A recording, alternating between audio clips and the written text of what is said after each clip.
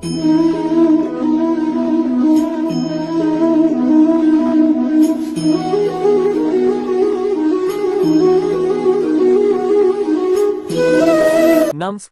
दोस्तों, स्वागत है आपका हमारे संस्कार यूटोपिया चैनल पर। आज हम एक अद्वितीय ग्रंथ श्रीमद् भागवत गीता के माध्यम से जीवन के मूल्य और मार्गदर्शन के बारे में बात करेंगे। इस ग्रंथ से हम सीखते हैं कि जीवन की हर परिस्थिति को कैसे स्वीकार करें और उसका समाधान निकालें। आज हम आपको भगवान श्री कृष्ण की एक बहुत ही अद्भुत कहानी सुनाने जा रहे हैं। एक बार भगवान श्री कृष्ण पृथ्वी लोक पर भ्रमण के लिए उतरे। तभी उन्होंने एक लड़के को देखा कि वो भगवान को कोस रहा था कि वो बहुत दुखी है। तो भगवान ने एक बौद्ध भिक्षु का रूप बनाया, उससे असली दुख क्या होता है यह उससे बताया। तो चलिए इस कहानी के माध्यम से समझते हैं कि असली दुख क्या है। अगर आप इस कथा को सुन रहे हैं तो पूरा सुनिए। इस कथा को आधा अधूरा छोड़कर जाने की गलती मत करिएगा, क्योंकि इस पवित्र कथा को पूरा सुनने से मनचाहे फल की प्राप्ति होती है। इसलिए इस कथा को पूरा सुने। और अगर आप सच्चे कृष्ण भक्त हैं तो कान्हा का अनादर न करें। जय श्री कृष्णा। एक बार की बात है, एक लड़का था, उसका नाम सबल था, जो नगर में रहता था। वह अपने जीवन से बहुत निराश था। उसकी निराशा का कारण ये था कि वह अब तक अपने जीवन में कुछ नहीं कर रहा था। उसके माता पिता उसे ताने मारते थे कि आपके सभी मित्र कुछ न कुछ कर रहे हैं, लेकिन आप अभी भी घर बैठे हैं। दोस्तों के बीच भी अक्सर उसका मजाक उड़ाया जाता था। वह कहीं जाता तो लोग उससे पूछते कि आप क्या कर रहे हैं। उसे यह बताने में भी शर्म आ रही थी। वह कुछ नहीं कर रहा था। धीरे धीरे उसने रिश्तेदारों से मिलना जुलना कम कर दिया और लोगों से मिलना भी बंद कर दिया। वह ज्यादातर समय घर पर ही रहता था। वह अकेला रोता था और भगवान को कोसता था और अपनी किस्मत को दोष देता था। अब उसे अपना जीवन बोझ लगने लगा था।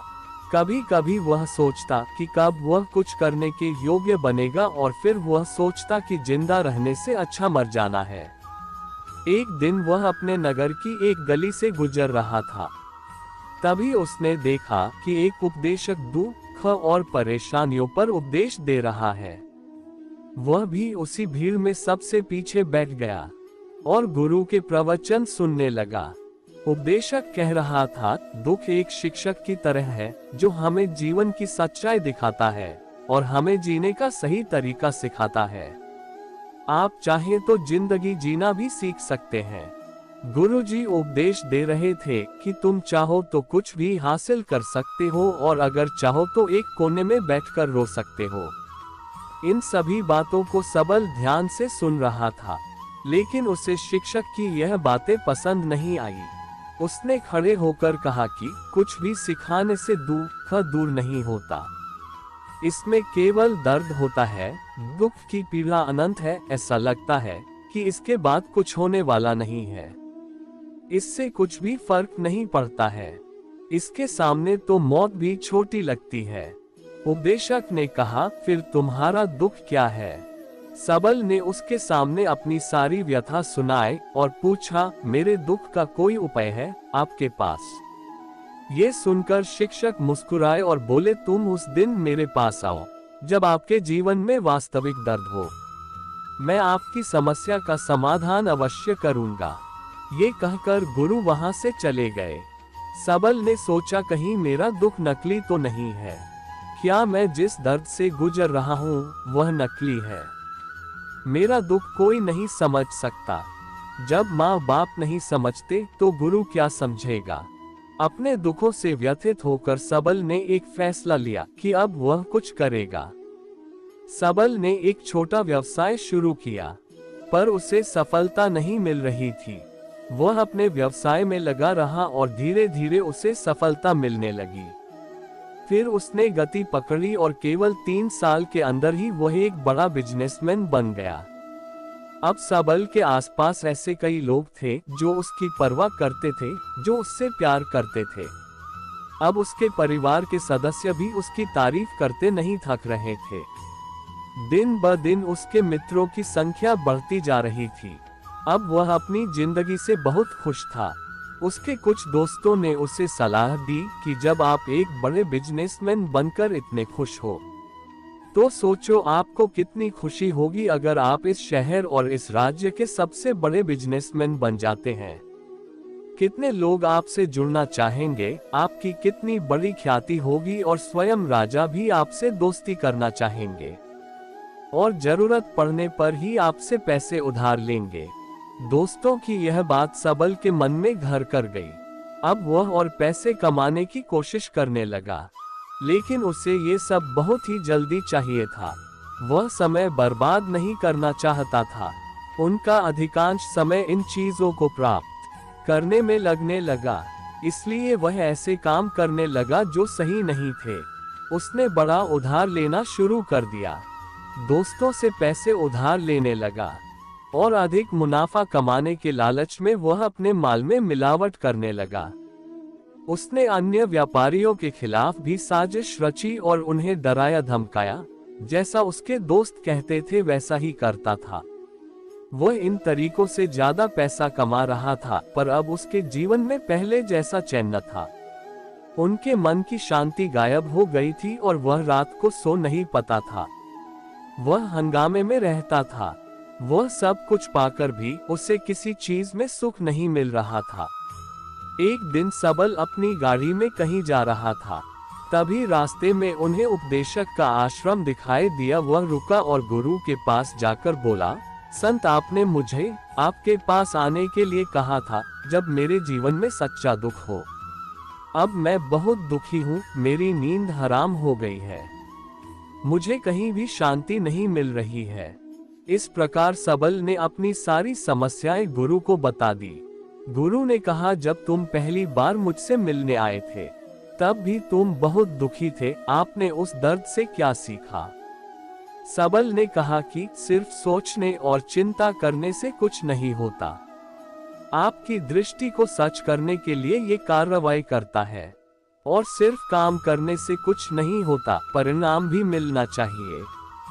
जब आपको लगता है कि आपका लक्ष्य हासिल नहीं होने वाला, तब राह में चाहे कितनी भी मुश्किलें आ जाएं, अपने जीवन में वास्तविक दुख आए तब मेरे पास आओ, मैं उसे ठीक कर दूंगा। सबल ने जाते समय साधु को सोने के सिक्कों से भरा घड़ा भेंट किया। घड़े को देखकर गुरु ने कहा कि यह मेरे किसी काम का नहीं है, उस पेड़ के नीचे गड्ढा खोदकर गाड़ दो। सबल ने घड़े को पेड़ के नीचे दबा दिया और वहां से चला गया। कुछ दिनों से कारोबार ठीक चल रहा था, लेकिन व्यापार के गलत तरीके के कारण धीरे धीरे उसे व्यापार में घाटा होने लगा। उसकी सारी दौलत धीरे धीरे खत्म होने लगी और एक दिन ऐसा भी आया जब उसके पास कुछ भी नहीं बचा और उस पर कर्ज का बोझ चढ़ गया था, परंतु वह निश्चिंत था, क्योंकि उसने अपना सारा कर्ज अपने दोस्तों से लिया था। उसने सोचा कि उसके दोस्त बुरे वक्त में उसके साथ खड़े रहेंगे, लेकिन ऐसा कुछ नहीं हुआ। जैसे ही बुरा वक्त आया, दोस्त पहले उससे कर्ज मांगने लगे। अगर उसने कर्ज नहीं लौटाया, उन्होंने उसे जान से मारने की धमकी भी दी। उनके सभी शुभचिंतक और प्रियजन उससे दूर हो गए। उसके दोस्त जो उसके साथ मस्ती किया करते थे, अब उससे दूर भाग रहे थे। उसका परिवार उसकी गलतियां और कमियां गिनाने लगा। उसकी सारी संपत्ति नीलाम कर दी गई और उसके पास कुछ भी न बचा।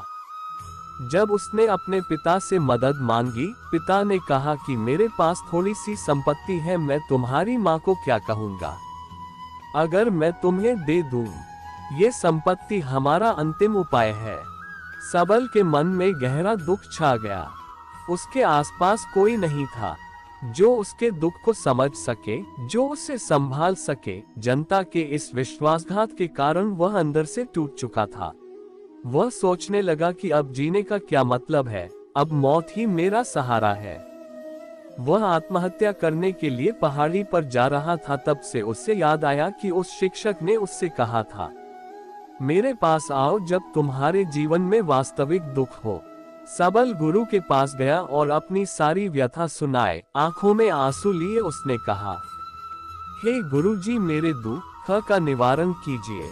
गुरु ने कहा, जब जीवन में असली दुख होता है तब मेरे पास आ जाना, मैं इसे जरूर ठीक करूंगा। सबल ने कहा कि ये क्या हो रहा है, मेरी जिंदगी में अभी दुख नहीं है तो आखिर असली दुख क्या है? गुरुजी ने सबल से कहा कि पहले आप मुझे बताओ, आपने अपने दुख से क्या सीखा? सबल ने कहा कि मैंने वह सीखा, जो लोग हमारे जीवन में आते हैं वह हमारी सफलता और प्रगति के कारण वो हमें धोखा जरूर देंगे, क्योंकि बुरे समय में वे हमारे साथ नहीं खड़े होंगे। वे अच्छे समय में ही हमारा फायदा उठाएंगे और बुरे समय में हमें छोड़ देंगे। उन लोगों पर ही भरोसा करें जो हमारे बुरे समय में हमारे साथ खड़े रहते हैं, लेकिन ऐसे लोग बहुत कम होते हैं। लेकिन जिनके पास है उन्हें उनकी सराहना करनी चाहिए, उनका अपमान नहीं करना चाहिए। हमें कभी भी किसी के खिलाफ साजिश नहीं करनी चाहिए। अपना काम ईमानदारी और धैर्य से करें और कभी लालची मत बनो। अपने सारे दुख दर्द और अनुभव बयां करने के बाद सबल गुरुजी के सामने आंखों में आंसू लिए बैठ गया। कुछ देर बाद साधु उठे और पेड़ के नीचे एक गड्ढा खोदा और घड़ा निकाल लिया, जो सोने के सिक्कों से भरा हुआ था। उसने सबल को देकर कहा, मेरे पास आओ जब तुम्हारे जीवन में वास्तविक दुख हो। सबल ने अपने शिक्षक को धन्यवाद दिया और उसे प्रणाम करके चला गया। उस पैसे से उन्होंने एक छोटा सा व्यवसाय शुरू किया। अब वह छोटा व्यापारी बनकर भी खुश है। उन्होंने पूरी लगन और ईमानदारी से कारोबार किया। जल्द ही वह अपने शहर का एक बड़ा व्यापारी बन गया। उनका जीवन सुख सुविधाओं से भरा हुआ था, लेकिन कोई कितना भी अच्छा क्यों न हो, जीवन में दुख आता है तो सबल के जीवन में भी दुख आया, अपने माता पिता की मृत्यु के रूप में। वे दोनों एक ही दिन मर गए। सबल अपने माता पिता से बहुत प्यार करता था, इसलिए उनके निधन से उसे गहरा सदमा लगा। वह शवों को ले गया, दोनों को शमशान घाट ले गया, जहां अंतिम संस्कार किया गया। वहां उसने अपने माता पिता का शव जलता हुआ देखा तो उनका मन बेचैन हो उठा। उसके मन में कई सवाल उठने लगे।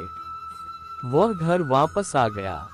उसने अपने माता पिता के घर और संपत्ति को देखा, जिसके लिए उनके पिता हमेशा लड़ते रहे, आज जो छूटा पड़ा है।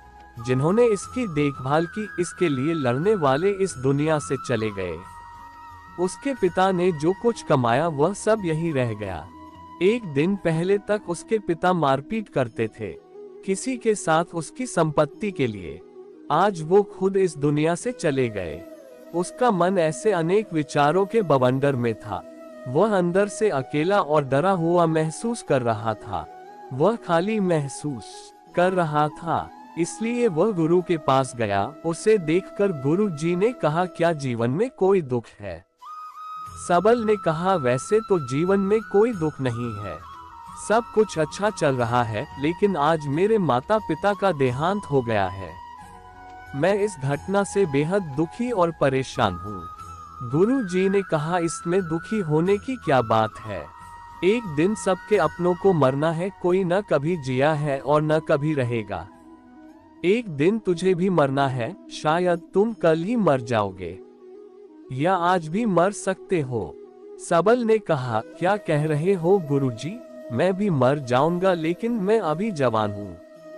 गुरु ने कहा कि सब जी रहे हैं इस भ्रम में कि मृत्यु केवल दूसरों को आती है, बड़ों के पास ही आती है। लेकिन जवान और बूढ़े मर जाते हैं, बच्चे मर जाते हैं। मौत का उम्र से कोई लेना देना नहीं है, ये सभी को प्रभावित करता है। मास्टर जी की ये बातें सबल के मन में घर कर गईं और वह चुपचाप चला गया, लेकिन उसका मन अभी भी बेचैन था। वह खाली महसूस कर रहा था। वह सारा दिन अपने बारे में ही सोचता रहा कि वह कौन है, वह इस दुनिया में क्यों आया है, क्या जीवन का लक्ष्य केवल चीजों को खाना और मरना है? ऐसे कई सवाल उसके दिमाग में लगातार उठ रहे थे, लेकिन उसे अपने किसी भी सवाल का जवाब नहीं मिल रहा था और उसका दुख दिन ब दिन बढ़ता ही जा रहा था। इसलिए कुछ दिन बाद वह फिर से गुरुजी के पास पहुंचा और बोला, हे स्वामी, मैं बहुत दुखी हूँ क्योंकि मैं ये नहीं जान पा रहा हूँ कि मैं कौन हूँ और मैं इस दुनिया में क्यों आया। ये सुनकर गुरुजी मुस्कुराए और बोले, आज आपके जीवन में पहली बार सच्चा दुख उत्पन्न हो गया है। ये वास्तव में दुख कहलाने के लायक है। हम नहीं जानते कि हम कौन हैं, हम क्यों आए हैं, क्या करें, कैसे करना है। सबल ने अपने गुरु से कहा कि उसकी दुर्दशा दूर करो। गुरु ने कहा कि हम सभी इंसान हैं, जीवन भर संग्रह करते रहते हैं। सबल ने कहा कि सभी इंसान जीवन भर धन, सम्मान, परिवार, प्रतिष्ठा, मित्र, शत्रु आदि जमा करता है। गुरु ने पूछा, क्या हम एकत्रित की गई चीजों में से कुछ भी अपने साथ ले जा सकते हैं? सबल ने कहा, कोई भी इंसान अपने साथ कुछ भी नहीं ले जा सकता, वह सिर्फ अकेला ही जाता है। मेरे माता पिता भी अपने साथ कुछ भी नहीं लेकर गए, सब कुछ धन संपत्ति वैभव सब कुछ यहाँ पर छोड़कर गए। शिक्षक ने कहा, अब मेरी बात ध्यान से सुनो, इस संसार में हमें जो संग्रह करना चाहिए वह हम नहीं करते। चीजें हमारे सामने होती हैं, लेकिन हम उन्हें देखने की कोशिश नहीं करते। हमें इस दुनिया में जो कुछ भी इकट्ठा करना है वह हम खुद हैं। हमें खुद को जुटाना होगा ताकि जब हम मरे तो हम एकजुट हो सकें। हम अंदर तक बंटे हुए हैं। हम प्यार, नफरत, गुस्सा, ईर्ष्या में बंटे हुए हैं। क्रूरता, धन, स्थिति, प्रतिष्ठा, सम्मान, पहचान, धर्म, जाति, सैकड़ों हजारों ऐसी चीजों और इच्छाओं में हम विभाजित हैं और टुकड़ों में जीवन जी रहे हैं। इस विभाजन के कारण हमारी चेतना कभी एक नहीं हो सकती। हमारी चेतना शक्ति बिखरी हुई है, इसलिए हमारे पास इतना समय नहीं है, इतनी ऊर्जा नहीं कि हम मुड़ सकते हैं और अपने भीतर देख सकते हैं। इसी कारण धन, सम्मान और सुविधाओं का अभाव को लोग दुख समझते हैं और जीवन भर के लिए उसे दुख कहकर रोते रहते हैं। अब सबल को सब कुछ समझ आ गया और उसने गुरुदेव को धन्यवाद दिया और कहा कि गुरुदेव, मैं आज से अपने आप को एकत्रित करूंगा। मित्रों, मानव शरीर में बहुत ऊर्जा है, बहुत शक्ति है, पर वो बेकार के कामों में उसे खर्च कर देता है, जिस कारण हमारा जीवन भी बेकार की चीजों में लगा रहता है। लेकिन हम कभी भी इस पर अपना ध्यान नहीं देते। हम कभी भी अपनी ऊर्जा को केंद्रित नहीं करते, अपने ऊपर कभी ध्यान नहीं देते। हमारा जीवन भी कुछ ऐसा ही है। हम अपने जीवन में हमेशा अपने ऊपर वाले से यह सवाल करते रहते हैं कि हमारे जीवन में इतना दुख क्यों है। हम सभी के मन में यह सवाल तो अवश्य उठना है।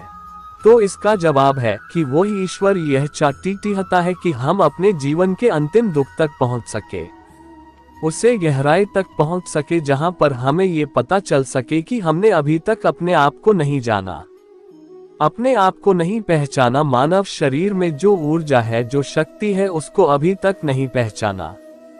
हम अपने आप को चाहे तो एकत्रित कर सकते हैं, अपने आप पर नियंत्रण पा सकते हैं, लेकिन हम अपनी इस ऊर्जा को व्यर्थ करते रहते हैं, व्यर्थ की चीजों में लगा लेते हैं, जिस कारण हम अपने आप को कभी नहीं पहचान पाते और ना ही कभी अपने आप पर नियंत्रण पा सकते हैं।